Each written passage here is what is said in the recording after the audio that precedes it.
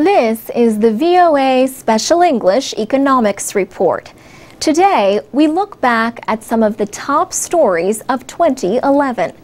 In Europe, the debt crisis that started in 2010 in Greece and Ireland spread to other countries.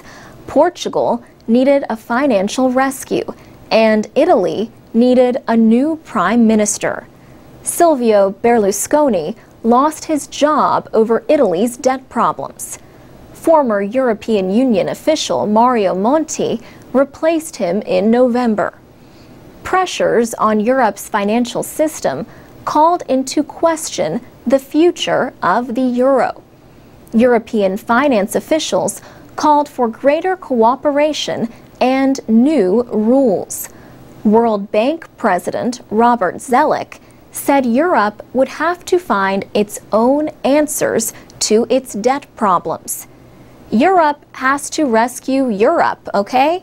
And it's very important. If there's any message when I'm asked, well, what can the US do? And what can China do? The best thing they can do is clean up their act at home, be a source of growth at home. Mr. Zoellick also said it was important for other big economies to deal with their own budget imbalances. The downgrade of America from AAA didn't affect the finances today, but it may be one of those events people look back on 10 years from now and say, did they get the warning? In August, a credit rating agency cut the United States credit rating from the highest level, AAA, to AA+. Also in August, Steve Jobs stepped down as chief at Apple because of his failing health. He died of cancer in October at the age of 56.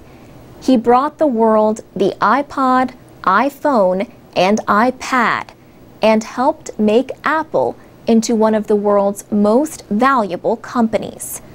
2011 will be remembered as a year of protests. Revolutions for political freedom swept North Africa and the Middle East in the Arab Spring. But protests over budget cuts and jobs were heard around the world. In the United States, activists in hundreds of cities protested economic inequality and joblessness. Protesters were angry that banks got rescued with taxpayers' money during the financial crisis nearly 4 years ago. But many Americans continue to face hardship. Anger over government budget cuts led to protests in Greece, Britain, and elsewhere. And in southeastern China, villagers in Wuhan rebelled against local officials they accused of illegally taking land. For VOA Special English, I'm Alex Villarreal. If your New Year's resolution is to learn English, we can help. Find out more at voaspecialenglish.com and on Facebook, Twitter, and iTunes at VOA Learning English.